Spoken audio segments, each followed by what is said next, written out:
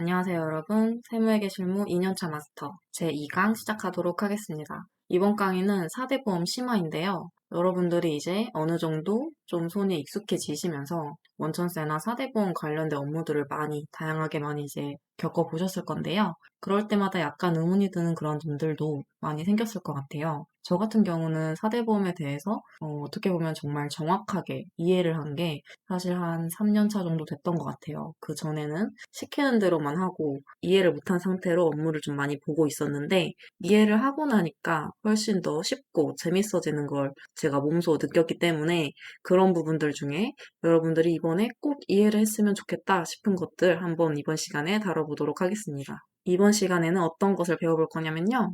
여러분들 이 단어 많이 아실지 모르겠네요. 이 보수총액 신고. 보수총액 신고는 1년에 한 번 제출하는 거여가지고 사실 여러분들께서 뭐 매일같이 신고하는 것들이 아니라서 좀 낯설게 느껴질 수도 있는데 이 보수총액 신고 자체가 굉장히 중요하기도 하고 보수총액 신고에 대해서 알면 이 4대 보험이 어떻게 정산이 됐는지 그리고 내가 실제로 계산도 해볼 수 있을 정도로 이 보수총액 신고서를 작성하는 걸 배우면서 정산보험료에 대해서 먼저 체크를 하고 시작할 건데요. 이 정산보험료를 알게 되면 자연스럽게 알 수 있는 게 퇴직정산보험료와 보수총액 신고서예요. 사실상 우리가 할 수 있는 건 한 가지 실무일 수도 있겠지만 이 전체적인 4대 보험료의 정산 개념을 완벽하게 이해하고 나서 이 실무를 하는 거랑 지금 이대로 그냥 하는 거랑은 완전 다르기 때문에 오늘 시간은 약간 이론 위주로 차근차근 이해해보는 시간으로 가져보도록 하겠습니다. 일단 오늘 보수총액 신고서를 작성하는 게 사실 우리 실무상 가장 주된 목적이기는 한데 그냥 제가 사심으로 알려드리고 싶었던 내용은 사실 정산보험료에 대해서 여러분들을 완벽하게 이해시키는 거예요. 보수총액 신고하는 법도 당연히 알려드릴 거지만 보수총액 신고 그냥 이렇게 하세요라고 일괄적으로 딱 이렇게 시키는 것보다는 이 정산보험료에 대해서 먼저 알고 나서 그래서 보수총액 신고를 이런 식으로 하는구나. 보수총액 신고를 통해서 이러한 효과가 나오는구나 라는 거를 여러분들에게 알려드리려고 일단 정산보험료에 대한 개념부터 익혀보자고요. 여러분 정산보험료가 뭐예요? 잘 모르시죠? 정산보험료 보신 적은 있죠? 우리 4대 보험료 중에서 간혹 가다가 뭐 EDI나 이런 데서 우리가 급여대장 작성할 때 보험료 고지서 보시죠? 고지서를 보다 보면 이번 달 고지 금액, 그리고 옆에 정산보험료, 그리고 옆에 연말정산보험료, 그리고 총 합계 뭐 이런 식으로 나와요. 그러면 여러분들 입력하실 때 이거 보험료랑 정산보험료 있으면 넣고 연말정산도 있으면 넣고 하잖아요. 근데 이거 두 개가 뭔지 사실은 정확히 모르실 거예요. 이제 정산보험료의 가장 큰 의미를 보면요. 매월 낸 실제 보험료와 실제로 내가 내야 할 보험료의 차이라고 해요. 여러분 이 부분에 대해서는 많이 들어보셨죠? 근데 이게 무슨 말이냐면 우리가 4대 보험 가입을 했을 때 처음에 보수월행을 책정하고 들어간단 말이에요. 사업장 취득 신고할 때 월급여 얼마로 신고할 건지 여쭤보고 들어가잖아요. 그래서 비과세 금액 빼고 뭐 예를 들어서 비과세 빼고 200만 원이다라고 하면 이분들 기본급 200만 원으로 체크해서 취득 신고 이렇게 넣잖아요. 이 정해놓는 첫 번째 그 금액이 월 보수 월액이에요. 그래서 월 보수 월액을 왜 정해서 신고를 하느냐? 이 근로자가 급여를 받을 금액을 미리서 어떻게 보면 예상해서 월 보수 월액을 책정을 해놓는 거죠. 그럼 공단 측에서는 이 근로자가 200만 원 정도 급여를 받을 거구나. 그러면은 이 보수월액에 대해서 보험료율을 일단 산출을 해줄게. 일단 이만큼 내라고 보험료를 고지를 하는 겁니다. 그래서 처음에 보수월액에다가 보험료율을 곱한 보험료로 계속 고지서가 나오겠죠. 근데 사실 우리가 보수월액을 250만 원으로 가입신고를 했다고 해서 진짜 토시 하나 안 틀리고 250만 원만 계속 받아가나요? 뭐 물론 그럴 수도 있어요. 진짜 월급에 변동사항이 없는 곳들은 진짜 그냥 계속 1월, 2월, 3월, 4월 다 250만 원일 수 있거든요. 뭐 그러면 너무 깔끔하고 너무너무 좋지만 뭐 실제로 좀 상여를 받거나 아니면 이 근로자가 좀 추가 근무를 했다거나 아니면 중간에 조퇴를 했을 수도 있고 승진을 했을 수도 있고 그 1년 안에 다양한 상황들이 벌어질 수 있어요. 그러다 보면 당연히 이 250만 원에 대한 급여가 올라갈 수도 있고 떨어질 수도 있고 단 1,000원이라도 차이가 날 수는 있다라는 말이죠. 그래서 결론적으로 사대보험공단에서는 250만 원으로 일단 예상을 해놨으니까 계속 250만 원에 대해서만 한 달, 두 달, 세 달 계속 이 금액으로 부과를 해요. 근데 우리가 급여대장을 일일이 작성하고 지급하고 하다가 1년이 지나가면 이분이 받았던 1년간 총 금액이 나올 거 아니에요. 그게 우리가 연말정산할 때 또는 간이지급 명세서 제출할 때 뭐 6개월에 한 번씩이라도 보겠죠. 이 사람의 총 급여가 얼만지. 총 급여가 3,200만 원이 되었대요. 근데 여러분 여기서 보시면 3,200만 원을 12개월로 환산하면 월에 250만 원이 아니고 266만 원이 되어요. 이 사람은 사실상 보수월액이 250만 원이었지만 실제 보수는 월 266만 원이다라고 이제 확정을 시키는 거예요. 그래서 이 공단은 실제 납부해야 될 보험료가 훨씬 적었잖아요. 원래 이 사람 급여가 266만 원 받아갔는데 250만 원에 대해서만 납부를 했으니까 이거에 대한 차액이 있겠죠. 여기 95,000원에서 89,000원 뺀 한 5에서 6,000원 정도의 차액이 발생이 되겠죠. 그러면은 이 차액을 공단에서는 정산보험료로 부과를 시키는 겁니다. 그래서 결론적으로는 이 근로자가 정산보험료 차액을 납부함으로써 여기 실제 납부해야 될 보험료랑 일치를 시키는 거죠. 정산보험료라는 거는 이런 식으로 산출이 되어요. 그러면 여러분 제가 지금 예를 들어서는 건강보험 기준으로 말씀을 드렸죠? 그렇지만 우리 4대 보험에 뭐가 또 있죠? 국민연금 있고 고용, 산재 있잖아요. 근데 뭐 산재보험 같은 경우는 근로자가 안 내잖아요. 그러니까 얘는 뭐 그냥 없는 셈 치고 국민연금이랑 고용보험, 건강보험이 있는데 건강보험이랑 고용보험이랑은 동일하게 정산이 들어간다라고 보시면 되고 국민연금 같은 경우는 예외로 정산이 없습니다. 그건 제가 이따가 설명을 드릴게요. 그래서 여러분 이제 정산보험료가 뭐인지는 확실히 아시겠죠? 자, 다시 한번 쉽게 정리 한번 해드립니다. 자, 일단 A라는 근로자가 회사에 처음 입사를 했어요. 그래서 근로계약서를 썼습니다. 얼마로 근로계약서를 썼냐? 내가 월급 210만 원 줄게. 250만 원 줄게. 250만 원으로 근로계약을 했어요. 그러면은 회사는 250만 원으로 보수월액을 적어서 취득신고를 넣겠죠. 그럼 공단에서는 회사에다가 250만 원에 대한 보험료를 부과를 시킵니다. 이 금액이 한 8만 9천 원 정도가 이제 부과를 계속 고지를 해요. 이 금액으로 이제 계속 12개월 내는 거예요. 계속 냅니다. 내다가 다음에 2월이 되어서 연말정산을 했어요. 연말정산을 하면 여러분 1년치 급여를 전체를 가지고 정산을 하잖아요. 그래서 1년치 총 금액을 봤더니 3,200만 원이래요. 1년치 총 금액이. 이거를 연말정산을 하고 3,200만 원을 총 급여로 받았다라는 걸 우리가 공단에 알립니다. 이게 우리가 지급명세서를 제출하거나 보수총액 신고를 하면서 공단 측에 이거를 알리는 거거든요. 그러면 공단에선 이거를 보고 이 사람은 250만 원으로 계속 납부를 하고 있었는데 3,200만 원의 연봉이었으면 실제로 한 달에 받아가는 월급이 250이 아니고 266만 원이었네? 그러면은 우리 16만 원에 대한 차이가 생겼죠. 이 16만 원에 대한 보험료가 더 내야 되는데 덜 낸 거예요. 그럼 이거에 대한 보험료를 추가로 고지를 시킵니다. 그게 뭐 한 달에 한 5에서 6천 원 정도 되겠네요. 이거를 12개월치 고지를 해서 이만큼, 그럼 한 6에서 7만 원 될까요? 이만큼을 그 다음 달 고지서에 정산보험료, 연말정산보험료라고 해서 고지서에 부과를 합니다. 그러면은 A라는 사람은 다음 달 급여에서 이 금액만큼 더 공제를 해서 결론적으로는 250만 원에서 냈었던 보험료와 266만 원에서 냈었던 보험료의 차액이 없게끔 결론적으로 이 266만 원에 대한 보험료로 1년치를 납부한 게 되는 거죠.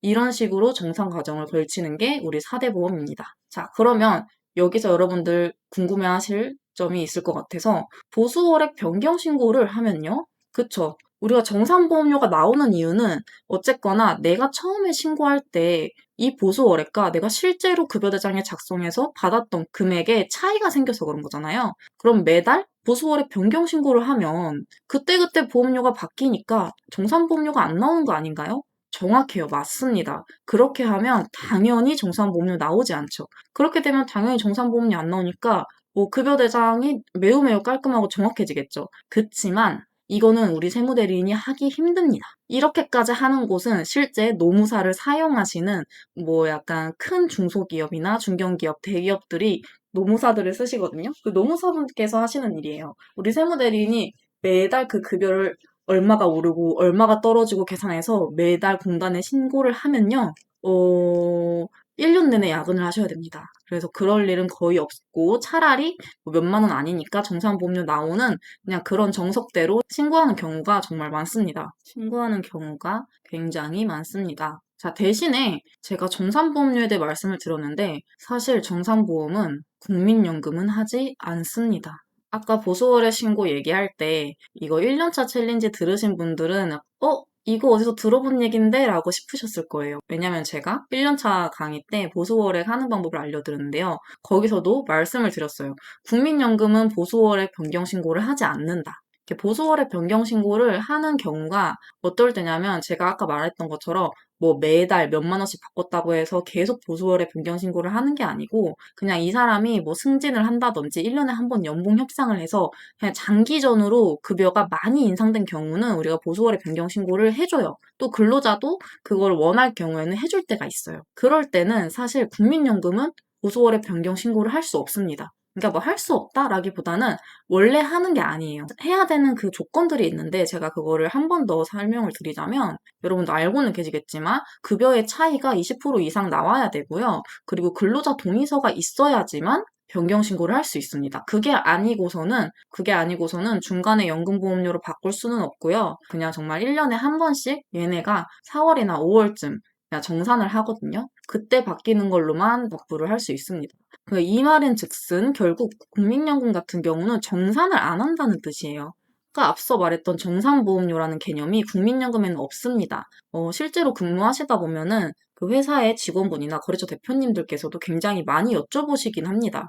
국민연금은 왜 정산이 안 되냐, 그리고 정산되는 시기가 왜 다르냐, 이렇게 나오실 수 있는데, 국민연금 같은 경우는 그냥 보수월액의 변경만 하는 거예요. 맨 처음에 사대보험 가입할 때 내가 처음 신고했던 보수월액을 이대로 당연히 신고는 하죠. 근데 이 금액이 뭐 평생 간다. 1년이고 2년이고 3년이고 평생 이걸로만 간다라는 뜻이 아니고 얘네도 당연히 1년에 한 번씩 정산을 하긴 합니다. 근데 그게 정산이 아니라 어떤 시스템이냐면 예를 들어서 국민연금이 1월에서 12월까지 뭐 연금을 200만 원에 대해서 계속 납부를 했어요. 그리고 나서 얘네가 이거를 1년에서 12월까지의 그 총액 있죠? 급여 총액, 아까 말했던 거. 급여 총액을 한번 또 봐요. 왜냐면 우리가 신고를 하니까 넘어가게 돼 있거든요, 공단 측에. 총 금액이 뭐 3천만 원이었어요. 그러면 이거를 12개월로 환산을 해봐요. 그랬더니 얘네는 작년에 한 달에 250만 원이었네. 그러면은 이번 연도부터는 250만 원으로 연금보험료 내세요. 이렇게 그냥 한번 바꿉니다. 1년에 한 번씩 200만 원에서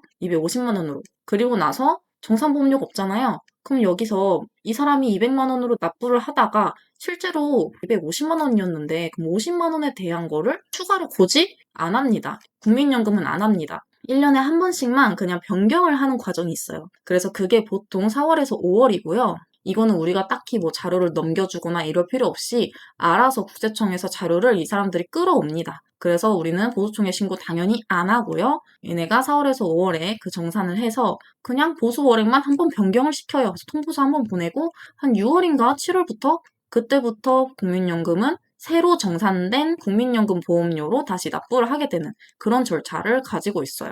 뭐 많이 내든 적게 내든 정산하지 않는다. 그냥 이미 지나간 건 생각하지 않을게. 앞으로부터 그만큼 내. 국민연금은 과거를 돌아보지 않습니다. 이거를 꼭 외워주시길 바랄게요. 그러면 다시 돌아가서 이제 건강고용산재로 얘기를 해볼게요. 얘네들은 다 정산을 한다고 했죠. 그러면은 정산을 하려면 얘네가 A가 받은 급여를 사실 알아야 되잖아요. 실제로 받은 급여, 실제 받은 급여를 공단 측에서도 알아야 돼요. 근데 이걸 어떻게 알아? 우리가 세무서에 신고했던 1년치 연봉을 이 공단, 건강보험공단, 근로복지공단에 제출하는 신고를 보수총액 신고라고 합니다. 참 먼 길 돌아왔죠, 여러분. 우리 보수총액 신고 하나 말하려고 여기까지 왔어요. 네, 보수총액 신고 같은 경우는 지금 우리가 3월 10일까지, 3월 15일까지 하는 건데 이게 1년에서 그 전년도 1월에서 12월치 총 급여 있죠? 총 급여를 공단에 제출을 해주는 거예요. 그걸 보수총액 신고서라고. 그러면은 공단이 이제 A가 연봉이 총 3,200만 원이었구나를 이때 압니다. 그리고 그 다음 달에 이걸 정산을 해서 정산보험료를 때립니다. 바로 연말정산보험료라고 해서 이렇게 때립니다. 그래서 아까 말한 그 과정이 다 들어가 있고 그 과정을 하기 위해서는 보수총액 신고를 해야 된다. 여기까지 아시겠죠? 보수총액 신고에 대해서 여러분 우리 약간의 이슈가 있습니다. 제가 아까 말했죠. 국민연금은 신고를 안 한다고. 그러면은 국민연금 같은 경우는 안 하니까 그냥 넘어가시면 되고 원래 건강보험 같은 경우는 보수총액 신고를 꼭 했었어요. 근데 2025년도부터 이제는 건강보험도 국민연금이랑 동일하게 알아서 국세청에서 자료를 끌어다가 쓰겠대요. 그러니까 별도로 제출하지 말래요. 너무 좋죠, 여러분. 원래 2025년부터 이게 시행했던 건데 아무래도 첫 시행이다 보니까 모르는 사업장도 있고 좀 약간 업무에 어떻게 보면은 불확실성 이런 것들이 있어서 25년도에 우리가 신고할 때는 해도 되고 안 해도 되는 거였거든요. 근데 25년부터는 그냥 하지 말래요. 간이지급명세서 제출한 거 보고 가져가서 알아서 정산한대요. 그러니까 우리 일이 하나 줄었어요. 너무 좋죠? 그래서 보호총액 신고는 우리 결론적으로 고용산재만 하면 된다. 언제까지? 3월 15일까지 하면 됩니다. 이거 꼭 외워두시면 돼요. 그래서 일단 건강보험이랑 얘네는 하지 말고 이것만 하는 법 알려드릴 건데요. 이 고용산재보험 같은 경우는 보수총액 신고 안 하면 과태료가 생기니까요. 꼭 하시길 바랄게요.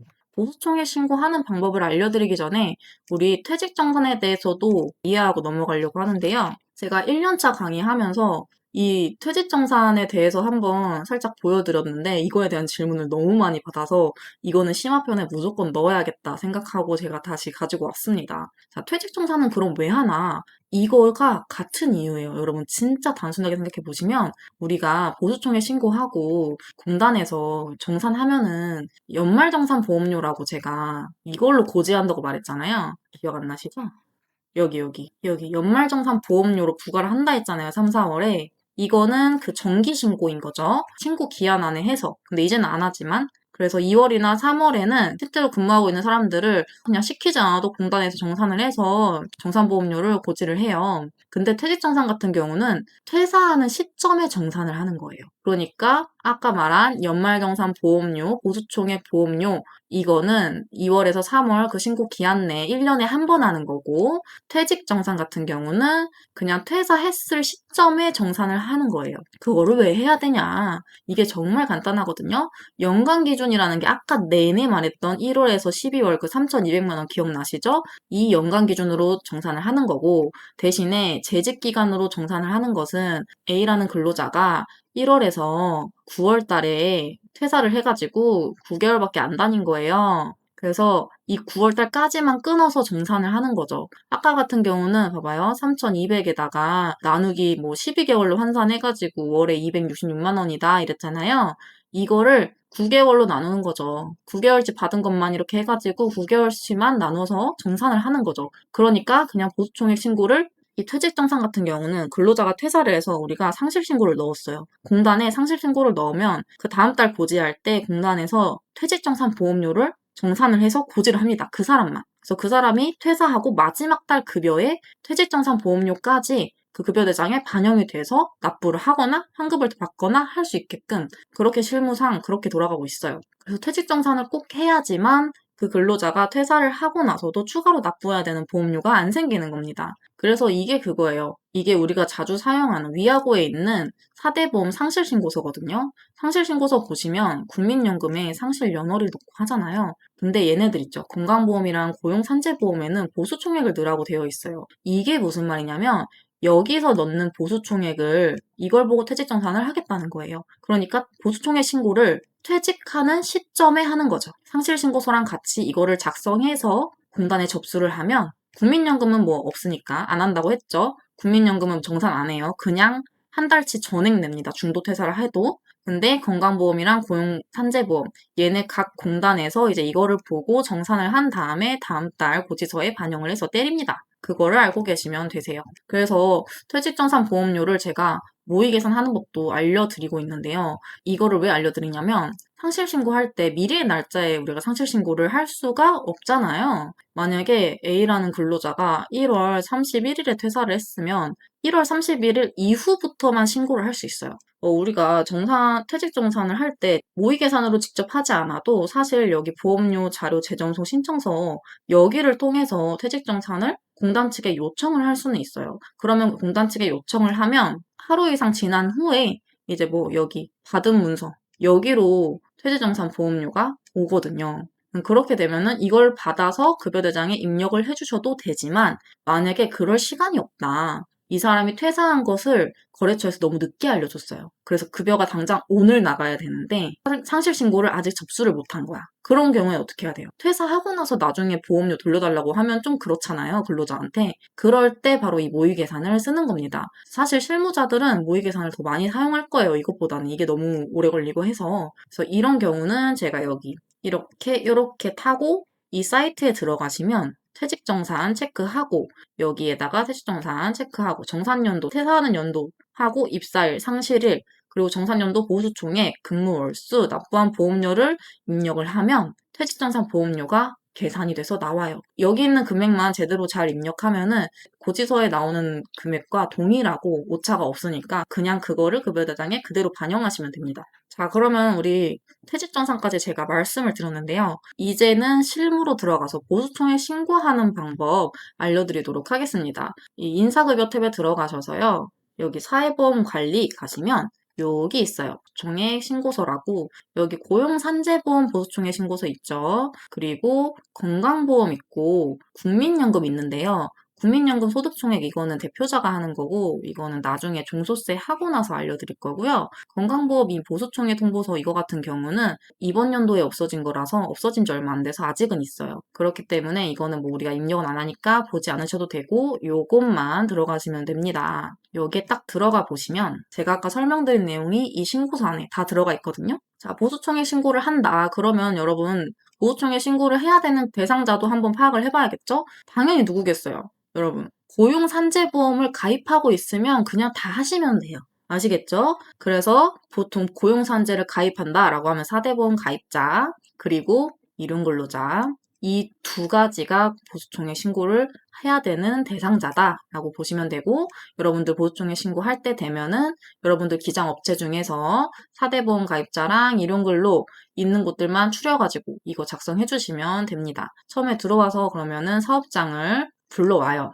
그리고 정기신고에서 엔터 누르면 이렇게 신고서가 딱 오픈이 되는데요. 여기서 이런 거 들어갈 필요도 없어요. 우리는 딱 이 페이지 하나만 씁니다. 되게 쉬워요, 여러분.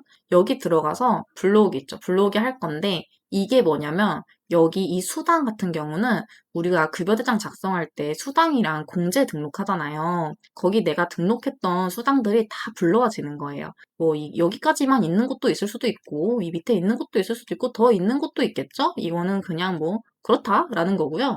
비과세 설정을 할 수가 있는데 내가 등록해 놓은 이 수당 중에서 지금 이게 뭐 과세로 되어 있는데 사실 비과세다라고 했을 때 여기서 바꾸실 수 있어요. 그러니까 처음에 수당 등록할 때 과세인지 비과세인지 잘 책정을 해주셔야겠죠. 왜냐면은 비과세인 것들은 뭐 식대도 있고 차량유지비도 있는데 얘네들에 대해서는 고용산재보험료를 납부를 안 하는 거니까 이 비과세랑 과세를 잘 체크해 주셔야지 보험료의 차이가 안 생깁니다. 그 다음에 여기 보시면 퇴사자, 여러분 이거 보셔야 돼요. 퇴사자 제외 여기에 체크가 되어 있죠. 제가 방금 퇴직정산 보험료에 대해서 먼저 설명을 드린 이유가 여기 있어요. 여기 딱 써있죠? 퇴직정산 제도를 통해서 이미 퇴직정산을 한 경우 우리는 퇴사할 때 이미 퇴직정산을 해요. 그렇기 때문에 여기에 불러올 때는 퇴사자를 불러오지 않으셔도 돼요. 왜냐면 지금 이거 제출한 시점이 3월이잖아요. 근데 퇴사자가 뭐 한 10월에 그만뒀어요. 근데 갑자기 4월에 정산보험료 나왔다고 이거 내라고 할 건가요?